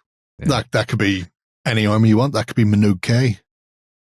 That's the force of it. I think some of the other design aesthetics for some of the other specialized, guard regiments would be nicer, and it would be nice to see a shift. Yeah, but it would mean having to, it wouldn't invalidate, but redo an entire range, because you're going to have to do your infantry, your heavy weapons, your command, blah, blah, blah, blah, blah. And how many people would buy in if they did it right? But they've only just started imbigulating the Kyrians. So, they need to finish one thing off in its entirety before they push on to another, I assume is the thing behind that. The fact that one of them is wearing tartan is a bit different. I don't know what's going on with her. It's based off Minka Lensk, who's the main character, as part of a set of books for the Black Library. So for both 40K and for Age of Sigmar, which we'll look at in a second, they've done a sort of a character set of miniatures for that and stuff. So I think it's her command squad. So it's Lesk alongside Grania Ironbrow, the veteran trooper Jaromir, Commissar Shand, and Confessor Telbeus. So there you go. So it's a tie into the novels then. That explains why they've gone that way. Yeah. I suppose it makes more sense than giving people to hook into. It's the same whenever people cry out for Eisenhorn. The Inquisitor. I had to remember that because Eisencairn are really nice. Unfortunately, he's still a Forge World resin miniature, alas. So Did they ever do I thought they did a young plastic No. version. Oh, was he resin, was he? They did him in forged resin, which is a real well, shame. kind of everything Because else, I was going to buy him a couple of months ago, and then went on and was like, oh, he's fine cast. Boo. Oh, is he? Yeah. Yeah. Well, you We can't thought we were remember. done with Fieldcast. Yeah. Unfortunately. Just lying around the place. They never managed to sell them. Ah, well. Say Please the buy be. my pots. Yeah. Right, Ben, you've already mentioned it. Yes. Let's have a look at them. What's coming for Age of Sigmar? Yeah, so Warhammer Age of Sigmar is continuing with the new edition, and a whole bunch of new battle tomes are on the way alongside big releases for the Undead and the Soulblight Gravelords. This is a little bit of an update to the existing faction in that they pretty much have a lot of their stuff nailed down, but one of the big things from 3rd edition, well, from the beginning of Age of Sigmar, and especially in 3rd edition, they got loads of new vampire stuff, but all of their skeletons and their skellybobs were all still the old Warhammer Fantasy Battles ones, so the old Graveguard and the Black Knights and stuff. And so what they've done with this preview, and obviously the new release of the Battle Tome, which will be coming in the next couple of months, is that they're getting a big update for all of the skeletons for the Soulblight Gravelords. So they're going to be led by the likes of the new White King and White Lord, which is a new mounted option for the Soulblight Gravelords. So you can either have that kind of like higher level character in the likes of the King, or you can sort of take things down, peg, and use it as a White Lord to use as like a champion rather than the sort of overlord of everything. But really going in for that kind of stylistic choice that they made with stuff that came out around the Cursed City. Mm-hmm. So kind of really hitting that kind of slightly more Eastern European vibe as opposed to kind of like Western fantasy, which I think is quite nice. It's Mongol meets Conan. Yes. It has that vibe to it, really. Yeah, really much so. I'm loving the way they've now started to do way, way better with all of the negative space in these. Some of the older sculpts didn't really have that, but this actually, it feels empty. It does, yeah. It's got that kind of really cool skeleton vibe to it, that kind of movie magic feel, which is really quite nice. And I love that it's not, I mean, there are still Batwings, but I like that it's not all Batwings, which kind of shows off the different, some are there, but I mean, just saying. In all honesty, those look easy enough to trim off. Well, that's true. Bit like the cow heads for the Lumineth. But I love that, like they've really tried to create this idea of different kingdoms within the mortal realms that are and so all these characters have come from different aspects of, Shaiish or something like that. Got a fin on him like the Rocketeer. He does, yeah. I would trim aerodynamic, that out. Yeah. How will he steer though? Yeah. He's got a rocket pack. As well as the White King and the White Lord, there's also new sort of elite troop options as well for your undead forces. So you've got the Barrow Guard, which replace the Grave Guard. However, as Game Choice said, if you still have all your Grave Guard, they're not essentially invalidated. You can still use them as them. These are just obviously a little bit chunkier, bigger, fit in alongside the rest of the updated skeletons and stuff that you have for the Soulblight Gravelords. You can arm them in the two sort of traditional ways that you would normally have armed the Graveguard as well. So you can have them with their big two-handed weapons, or you can go for sword and shield if you prefer. Halberds. All halberds all the time. +1 strength. Yeah. Hack them down as they come charging in. It's the way to go. Yeah. I mean, you can bring them back, so what's the point in giving them shields? So yes. Sorry, the one thing I'm wondering is, in the video we were looking at, for something that's, rotten and decrepit and dark and nasty, why was every text transition bright freaking gold? Super shiny. What the hell? Because they're back to steal all your coins. Maybe. Yeah. But no, they're looking great. Yeah, and I love that they've really hammered home, as I say, the aesthetic from sort of when they built up stuff for Cursed City, but also giving across that kind of elite feel to these guys. I think they feel chunky and martial, which is something I think you want from your bodyguard of your skeletal champions. They've also got the Barrow Knights that are coming back. So these are the replacements for your sort of Black Knights of old. He's got no lips. He's trying to blow a trumpet. He's so stupid. And again, as you're saying, just in like a really interesting way to kind of represent negative space and play around with the idea of the skeletal horses. So they don't look dumb, which I think is one of the things that can often happen with skeletal horses. They look a bit weird, but I think they've posed them in such a way that it doesn't look like those kind of weird old Khemri ones that you used to get. Well, I mean, the musicians one looks tired. Yeah, I love that. I've had enough today. Can we stop? Please put me back in the grave. But as somebody who is really likes the character Kado Ezekiel from the Warhammer Age of Sigmar novels. I really want to do a Kado army now based around him just as a sole vampire, and then all of his undead legions, just all the skeletons, because he doesn't like to hang around with the other vampires, doesn't like them. So it'd be good to kind of do something on that vein. But I don't need to make a new army. I've already got enough. Oh my god. An interesting thing for how they've shown how it's rotten is you see the little bits of mail hanging off the side of the horses, how none of it's even and none of it's the same, and they're a bit missing. I like that. Yeah, I like that, yeah. As if they've all sort of been kept on the ground for so long and then sort of bits falling off as they ride into battle and go running back. away. Yeah, so it's really nice. It's also a good callback, I think, with the champion to sort of older, as in proper Oldhammer versions of the White Lords with the massive and stuff, Batwing helm. with the big Batwing helm, and that kind of pose as well is very traditional, classic Warhammer, which is a really nice touch. Not many miles away from Krell. Yeah, it's very Krell. Yeah. If I was working on these, I would be carving all the Batwings off, and I think they would look way better. Yeah, you could easily do that. Yeah, definitely, they could easily work. They've made it so it's not so massively integrated into the design, which is good. Yeah, and I haven't seen any on the shields. Heels at the end of the bones, which surprises and confuses me. Yeah. Somebody want to explain how that happens? It's a very specific mortuary element that they've, because it's on this one as well. Somebody didn't study anatomy. I like to think maybe the design sculptor was like, oh, this little tiny sort of like vestigial tail looks weird. Let's give it some kind of tassel. They've let the musician keep his mutton chops. That's true as well. I quite like that. That also reminds me of a piece of artwork as well. That particular guy as a piece of historical art. But anyway. We also got a couple of vampires, so it wasn't just all the long dead.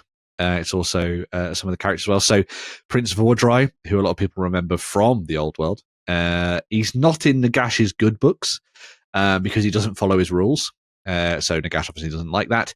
And so what he did is he bound him to the Crimson Keep and then kind of made it so that it would just randomly appear in different parts of the mortal realms.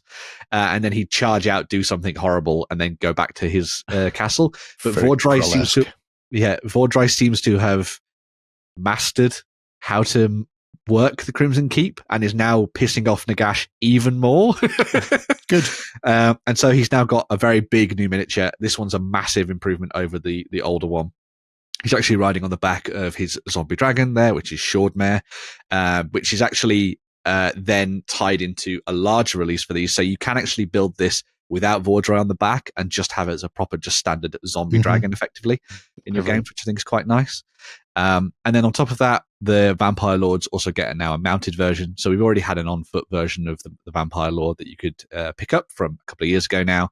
But this is obviously the version on their Nightmare Steed that can be armed with a variety of different weapons. And you can either do with the flyaway hair, like we saw with the on-foot version, which had all the bats tangled in it, or you can go for the kind of proper buzz cut style to the guy at the top, who is very reminiscent of a particular member of the Von Carsteins. Yeah. I am loving that there are some fun dead just clambering up out of the ground at the bottom.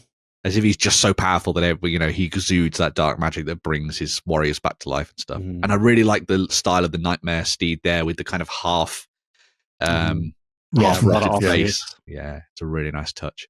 But really lovely miniatures for the Soulblight Gravelords. I'd much rather have hair, but not that flyaway nonsense. Yeah, kind of sculpt it a little bit differently on the top kind of thing. Yeah. Well, I mean, it's like the wind's going in two different directions in the middle of him. He's got anime power. That's why I can do that. A lot of the new stuff will come as part of both an army box, but they're also going to be doing a new spearhead as well. So this will be the kind of not a replacement, but a new version of the spearhead for you to use in your smaller games of Age of Sigmar. Comes with a whole bunch of the Death Rattle skeletons, as you can see at the bottom, alongside a set of the 10 new Barrow Guard, and then 5 of the Barrow Knights as well, alongside the old White Lord miniature that came out back during Warhammer Fantasy 7th and 8th, I think. Back in the day. He was towards the very ass. I have him, but I gave him away to my friend, and now I want him back. But well. So yes, some new stuff on that front. Obviously, there's going to be a new battle tome for them as well, which will be coming out very, very soon. Looking very nice indeed. Similarly to what we got with Warhammer 40,000, we also got a little bit of a black library reveal as well. So this is the new miniature for Malineth Witchblade. Anyone who's not familiar with her, she is one of the daughters of Cain, one of the assassins of her ilk that joined forces with Gotrek. Initially, she was sent to prize the rune from his chest that he had slammed into himself when he arrived in the Fireslayer Lodge. But she then became sort of like a begrudging friend of Gotrek, and he put up with her for the most part, as he's wont to do, as Brian Blessed is wont to do. And so they travelled around for a couple of books. Fortunately, at the moment, in terms of the lore, it seems like she might be dead. She died, as spoilers, as part of when they were diving down into an Ideneth kingdom. She may have met her end there, but there is also a separate book coming out for Malineth, which may either document her future or maybe her past, depending on sort of where it sits in the timeline, or her death. I quite like the miniature. I like that there's now a new miniature for Malineth. Everyone's really wanted one for a long time. I think they've done her real dirty on her face. Yeah. Or at least the painting I think is it's a paint bad. Because they've just accentuated stuff too much, I think, there. But her eyebrow ridges look like Yeah. she's some sort of crazy alien thing with a big broken skull. Yeah, it's a little bit overpronounced in the facial features, as if I don't even know how to describe it. Yeah, so I think maybe once I get my hands on her, see how it paints up, going slightly different with the painting style. Obviously, I'm not going to go as detailed as they have there, so maybe that will all help in the grand scheme of things. And she'll come with Legends rules for you to use her in Warhammer Age of Sigmar as well, alongside Gotrek and stuff. So it's all right, nice Ben, you could just sculpt a tiny brown paper bag. Well, that feels harsh, but yes. We also got a little bit of a tease at the end of their reveal that Chaos Duardin probably coming very, very soon to Warhammer Age of Sigmar. They've been teased constantly. They're in the artwork and all sorts of different things like that. So we'll have to see where they go with that one. Capping things off as well. This is just a live show. Yeah, don't worry about that. Just scroll down to the roadmaps. Capping things off, I just wanted to give people a little bit of a heads up as to where things are going when it comes to three of their main games that they've been sort of like talking about over the last little while. So with Warhammer 40,000, we've had the reveal of the Astra Militarum. They're all sort of like out there in the world with the Death Corps of Krieg. The Eldari coming very, very soon. They're getting their pre-orders this weekend. And then the Emperor's Children, we just looked at. Justin took us through all of the reveals for that. Coming up next, all of the other Chaos legions are effectively getting their codexes. So World Eaters, Death Guard, and Thousand Suns. As with the Emperor's Children, it looks like the demons are getting folded into these codexes. So rather than them being separate as they were previously, it looks like they're going to be added in alongside the different legions. There's no full announcement from Games Workshop if there will be a separate Chaos Demons Codex down the line. We'll have to wait and see. But kind of makes sense if they don't want to make more books, I suppose. And then on the horizon, some quite interesting. Why would they not want to make more books? Because think about what you've just said. Well, I suppose that's true. Yeah. They are probably going to make more books. They're 100% going to make more books. It's nice to see that the big four for the Chaos side of things have all got their Demon Primarch now. Yes, it is good. It is good. Makes us think we might get a loyalist again soon. We'll have to wait and see. But who would it be? I think Dawn. I think they'll do Dawn. I'd vote for Russ.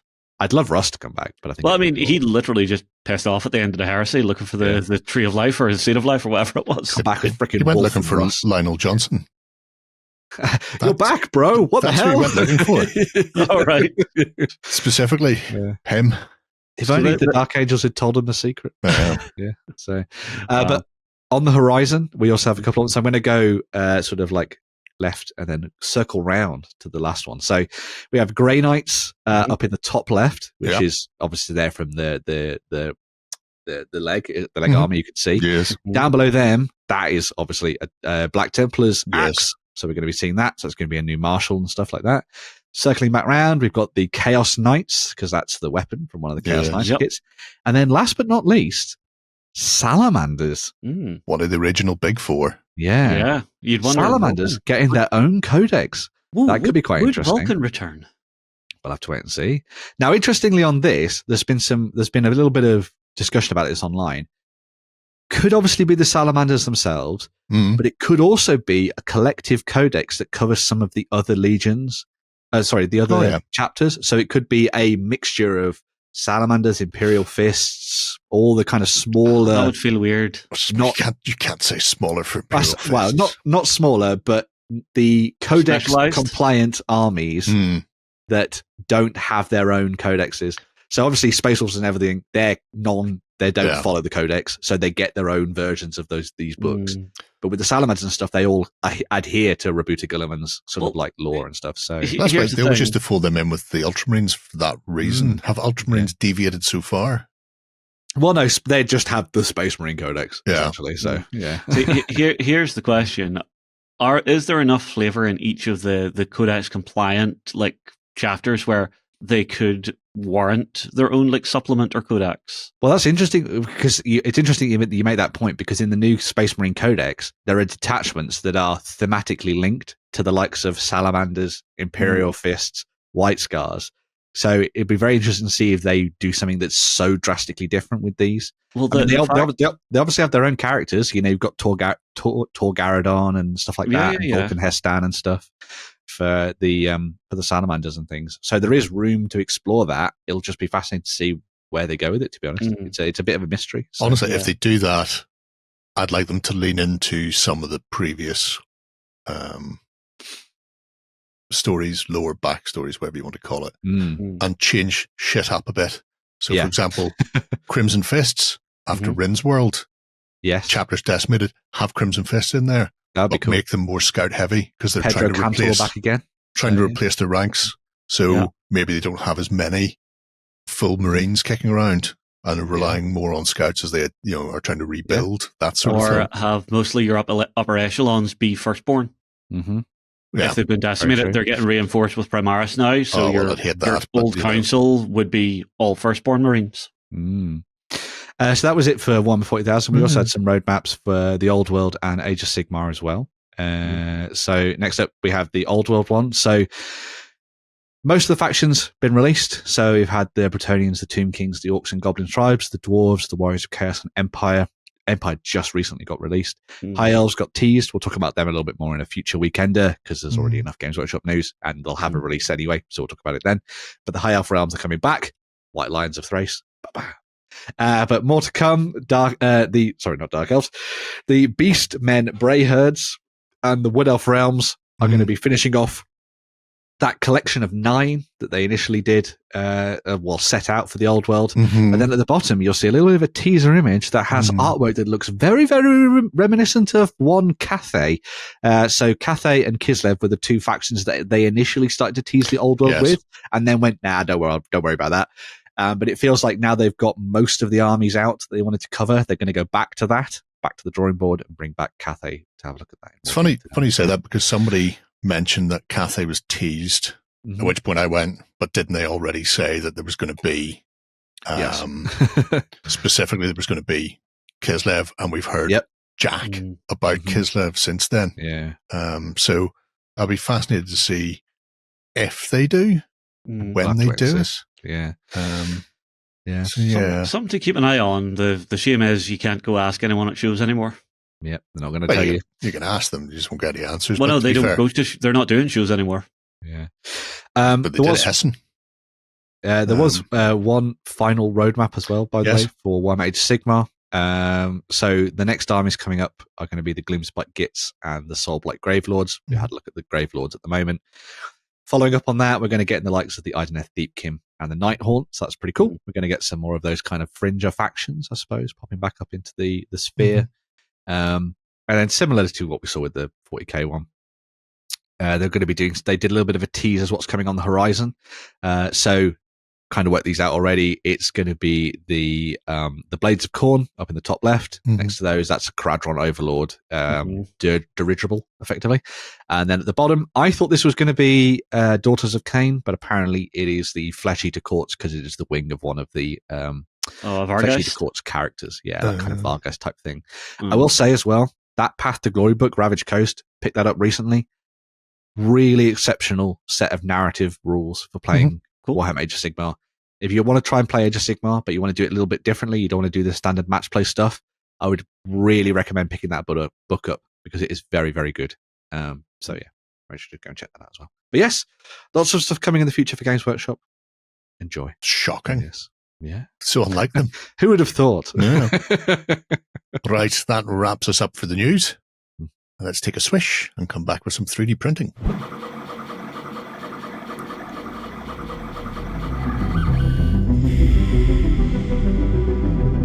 Okay then, 3D printing. And we're going to be taking a look at print minis. We are. Which makes I'm excited sense. about this one. That's what 3D printing is. That's what they do. Yeah. They print minis. Yeah. That's So what it print says on the minis. tin.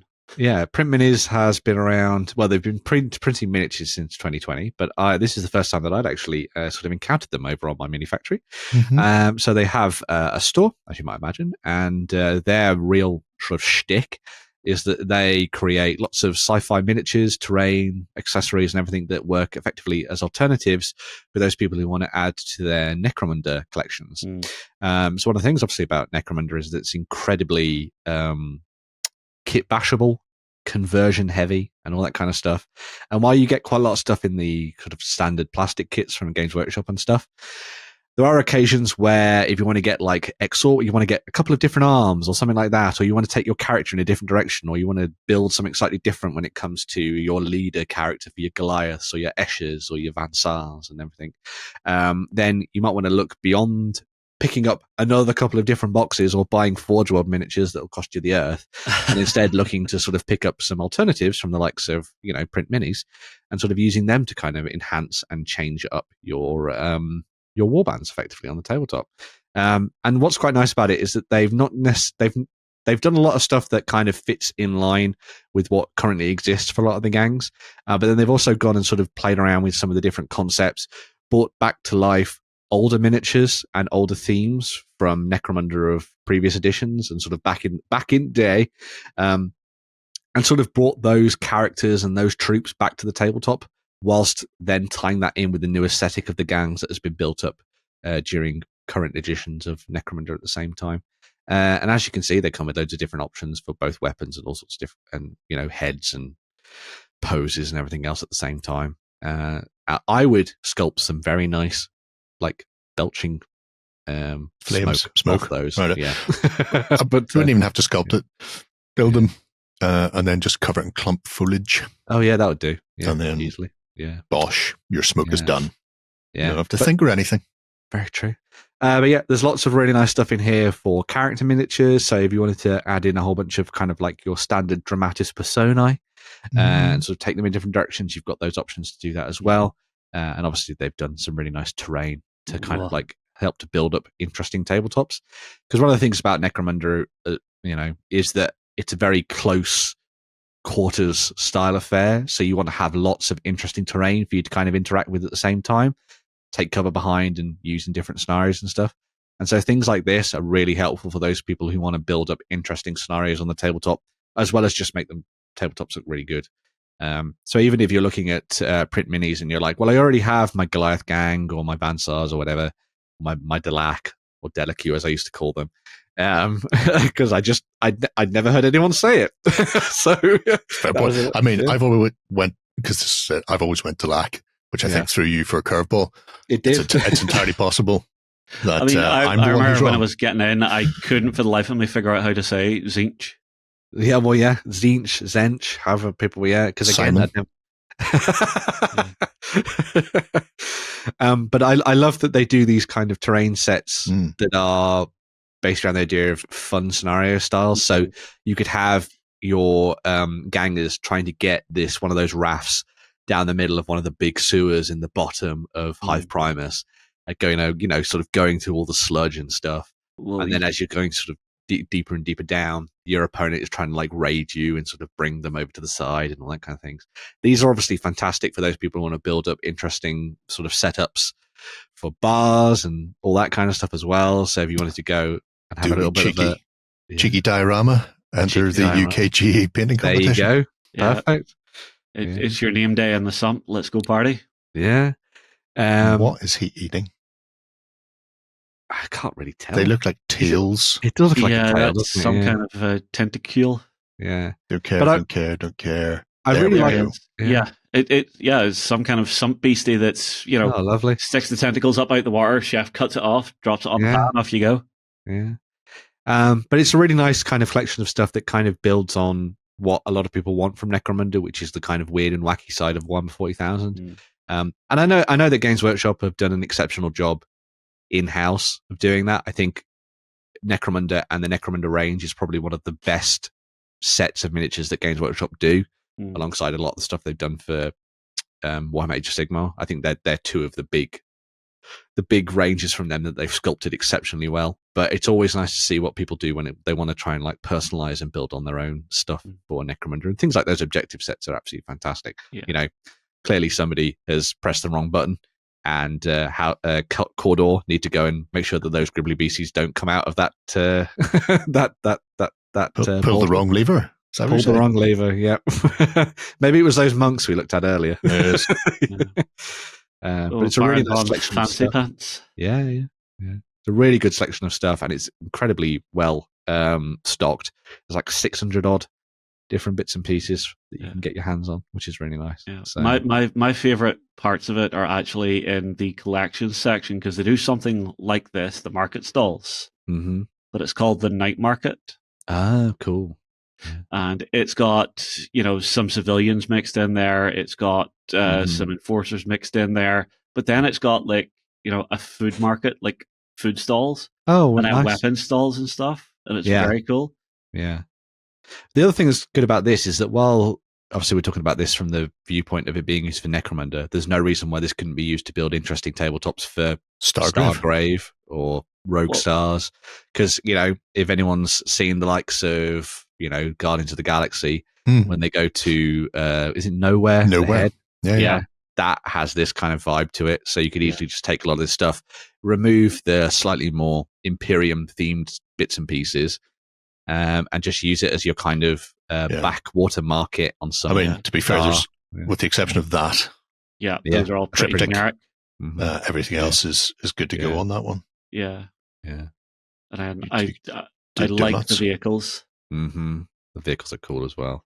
Yeah. If you're heading out into the ash wastes to go and take on some of those fellows, good options there. You require Dune Buggy. Cheeky nomads. Yeah.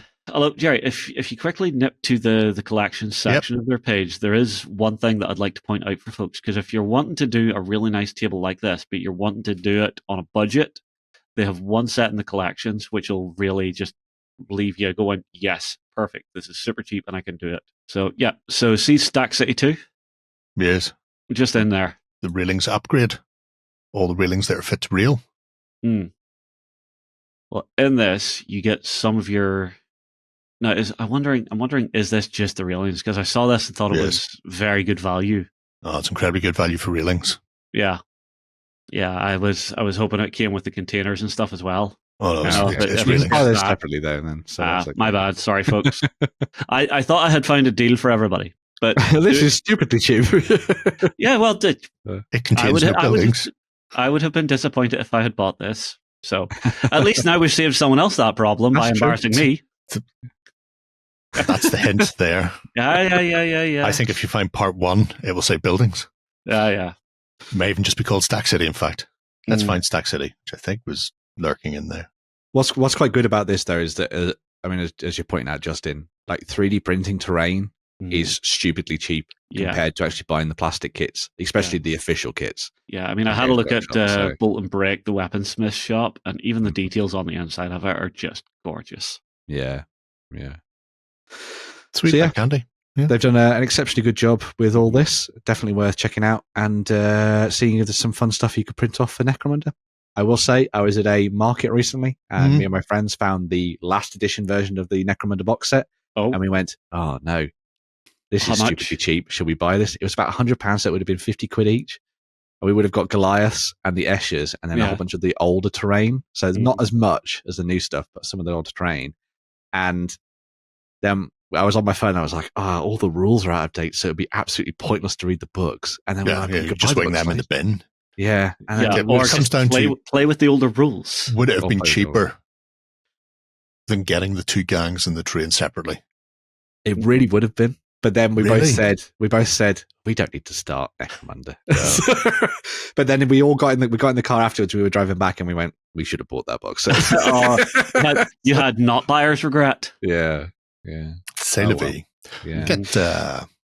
Get Codeblade instead if you fancy a small Probably a good sci-fi idea. skirmish game. It's a cracker.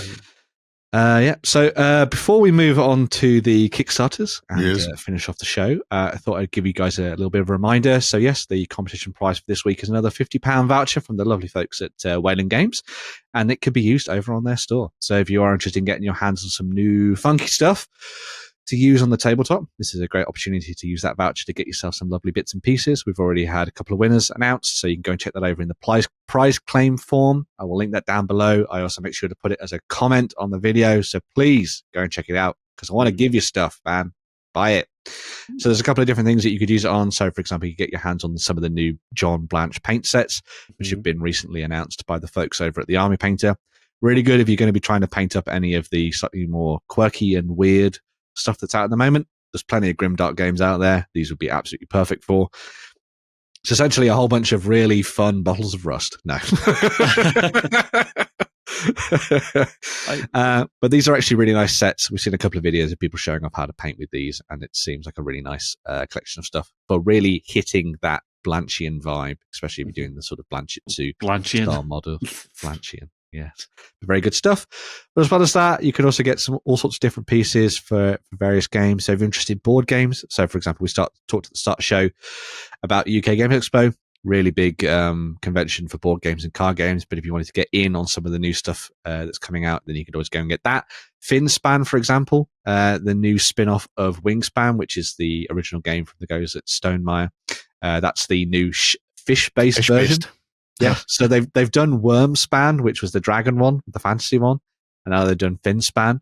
It'll be interesting to see what they do next, I suppose. Well, the nice thing is, if you're a fan of Mark Radcliffe, you can combine Wingspan and Finspan and play a game called Fish or Fowl.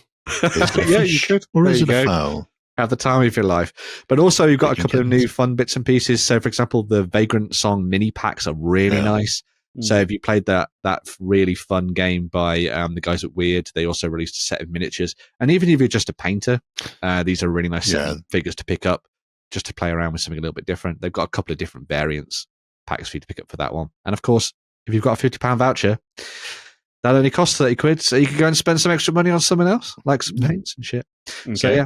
So cool stuff from the folks at Wayland Games there. Make sure to get your comments down below. Here on YouTube and on TableTop. Let's make it open to everyone. Both this week. Yeah, you've got more chances if you comment on both. I wonder if I said it at the front of the show. We'll have to wait and see. Have I countermanded Jerry's orders? Jerry's word is law, so go by Jerry, don't go by Ben. Trust the Jerry. Yeah. I would never trust that. I'm not a trustworthy man. £50 voucher up for grabs. All the terms and conditions and stuff are down in the comments below as well. So make sure turnip conditions. The turnip conditions. Right. Yeah. We have a couple of Kickstarters to round out the show. We do. And we're going to be kicking things off with some Tiny Fighting Men's. We are. Which I thought by law didn't exist on Kickstarter anymore. No, apparently some people do still actually have miniatures on Kickstarter. Wow. It's not just D&D Adventures and... Or Simon's latest offering. And suspect models of women. Yes. Scantily clad. Just seem to be so many of those. Anyway, there's purging like those, a man who's had to go through Kickstarter quite a lot. Purging those from the system is the Holy Hammer Kickstarter from the folks at HiTech. So a lot of you might remember HiTech from a long time ago. They have been working in the industry for ages, and they've been doing loads of amazing sort of alternative miniatures for those people who wanted to build fantastic armies for the likes of Warhammer 40,000, or you could use them for Grimdark Future. One of the armies that has not had much of an upgrade when it comes to Games Workshop's Warhammer 40,000 is the Grey Knights and the Demon Hunters and the Inquisitors. And so this is essentially what this campaign is all about. It is HiTech bringing their warriors and agents back to the tabletop for you to build your excellent elite demon hunters and killers for use on the tabletop. So you've got a really good mix of different bits and pieces in here. You've got your servitors, you have your elite warriors that come in a couple of different flavors. You have your inquisitors. So if you wanted to lead the way and kick ass and not have a terrible version of that one inquisitor they released not long ago, you've got that there too. There's also the female inquisitor set, which I think is a really nice option too, sort of bolted onto the side of that alongside. Sorry, go on. I was just going to say, it's interesting to see female inquisitors who are actually wearing proper armor, so they get stuck in and not running about the place in high heels and a basque. Yeah. I mean, the way these have been sculpted, they've really maintained that well, I'd say it's now an old school feel to the sculpts that they're doing. So it does feel like sculpts from about 10 years ago. So if that was like an era and a style of sculpting you liked, this is definitely somewhere for you to go. I'm a big fan of the agent sets, which they've split out across, I think it's 3 different boxes. Really good for your inquisitorial acolytes. So if you were someone who looked at the likes of the Kill Teams squad that they released a couple of years ago now, and you were like, I wish they had some more variants in there for me to start building up interesting stuff for my armies, this is a great way for you to take things. And obviously you've got loads of different sort of options for you to use there. I mean, we've mentioned that these are these are agents, but they could equally be inquisitors in their own right if you wanted to. You don't have to have them in the big power armor alongside the rest of the Grey Knights, effectively. If you're still playing Holy Hammers, older editions of 40k, if you looked at 9th and or 10th and went, nah, and you're playing 6th, 7th, whenever they had things like the very specific makeups of Crusaders and stuff like that with the inquisitorial command groups, then these cover those bases. I don't know if those models are available anymore from GW. So not in the same way. I mean, you do have an Inquisitorial Agents Codex, but it's generally considered to be a bit bad. Yes. So it was a nice idea that wasn't well executed, unfortunately. Fat Boy on the end there looks like a piece of artwork from 40k from years ago. It does. Yeah. I like the crab walker type thing as well. It's He's really fun. cool. Yeah. Nice touch. He's got no legs. The only thing I'm not so fond of is the inquisitorial transport. Like an up-armored chimera. Not even. It's kind of like a chimera and a rhino had a baby and it didn't go well. Yeah, that's extra heads, that is. But yeah. I think that's the only letdown for me on this one. Added a few of the inquisitorial stormtroopers, and I think this collection would be pretty well-rounded, which is quite nice. There's also a couple of different options. So there's the Grand Master that you can pick up as well, with his excellent demon hammer there, and then a bust if you're a little bit more of a painter and you want to paint up something a little bit different. Stretch goals have also unlocked a whole host of additional weapon options, alongside additional miniatures for you to throw in alongside the likes of your servitors, or ways for you to enhance things like your vehicles or your terrain. And a whole bunch of other bits and pieces as well. So if you're looking to dive into the campaign, it is fully funded. There's about 12 days to go when you're watching this. And there are some absolutely stonking sculpts in here. If you've been a fan of HiTech from back in the day, or if you're only just coming to this and you really like the aesthetic of kind of, as Justin's saying, slightly older era of it does have that aesthetic. Yeah, but kind of like updated to match the scale of new stuff. It's definitely worth having a look at this because it will sit very nicely alongside the likes of your Primaris. And the proportions are actually quite good on all their characters as well, which is a bonus. So, yeah. I mean, some of the shoulder pads feel a little narrow, but other than that, they look great. Yeah. It's a wonderful little selection and definitely worth having a little bit of a closer look at, I think. Battle Popes go.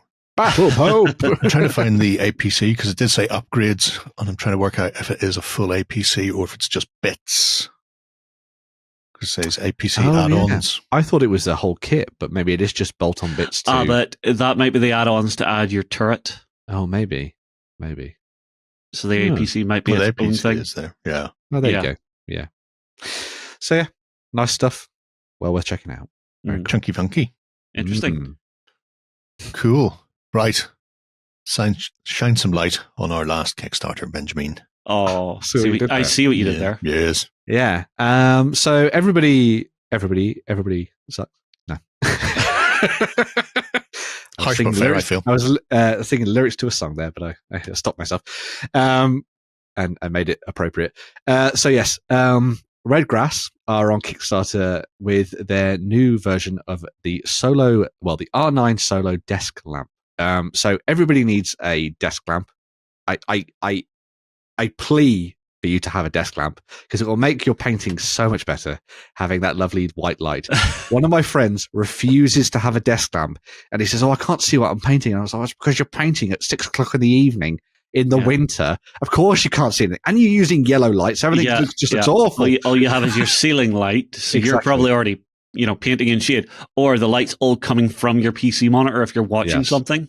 And I remember the first time I actually got a proper top-down LED light, I turned it on to something that I'd been painting thinking, I have been doing good on this. Turned it on, it was like, I have missed so many things. We need to fix you right now. Well, yes, and that's exactly what Redgrass are trying to do with the R9 here. I was having a flick through this, and just to give you an idea from the outset, it's not cheap. Obviously, it's not like going to Hobbycraft and buying one for 20 quid. They start from £116-ish for the kind of Kickstarter pack, but the actual kind of like full complete set is £188. Comes with different variants, so you've got ways for you to kind of clip it to the side of your desk. You've also got the platform that you can see there that you can kind of like screw it into if you want to. Yeah, you've also got the single bar and dual bar.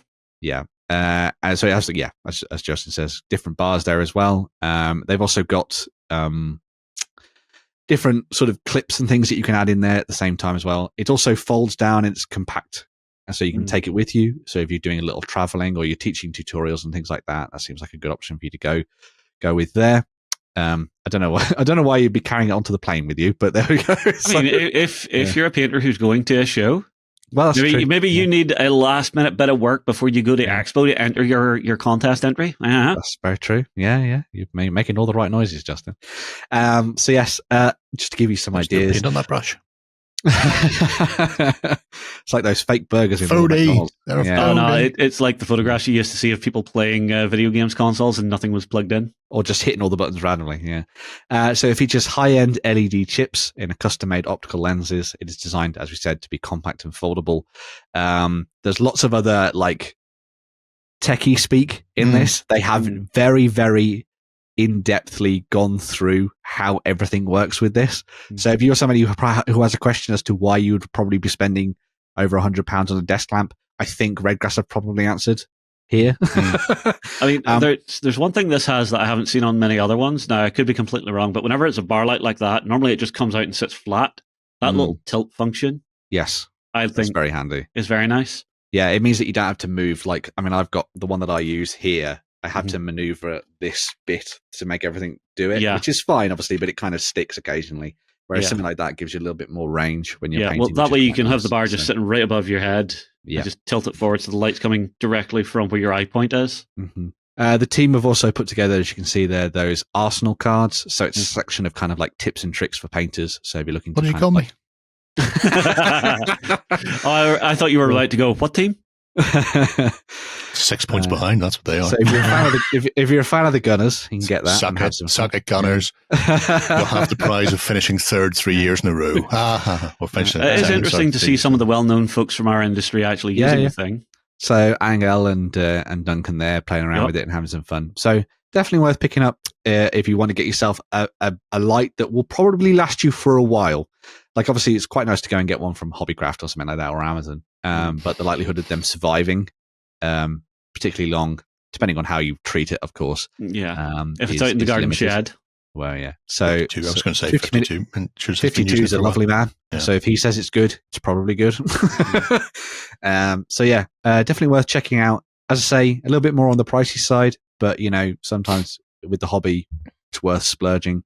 So have a look, read through all the technical specifications, and see whether or not you want to run with it. And very cool. We'll say the fact it's dimmable incrementally is a big thing, because it's a really nice painting light. It has 3 settings: full blast, slightly dimmer, off. But I have a cheaper one, which is more narrow focused, which would be like the single beam one there, which is fully dimmable. And sometimes I don't need the full harsh glaring light of the power of the sun in the palm of my hand. So it's hotter than the sun. Yeah. So depending on what you're after, cool. You'll get better light balance, I suppose. Yes, because you don't want to blow out the colors that you're trying to paint if everything is so blown out from a full-on beam. Then you can't really. What are they looking at for delivery times on this, Ben? I can't. I think it's June this year. Okay. So, so not too far. Yeah, not super far. That's good. And obviously, the campaign is well funded. And there's about 11 days left on the campaign from when you're watching this, so plenty of time for you to do some research and see what you think. There you go. You too can be Superman. Plenty of time for you to do your research on this and see whether or not you like the idea of it. And maybe worth having a look and diving in.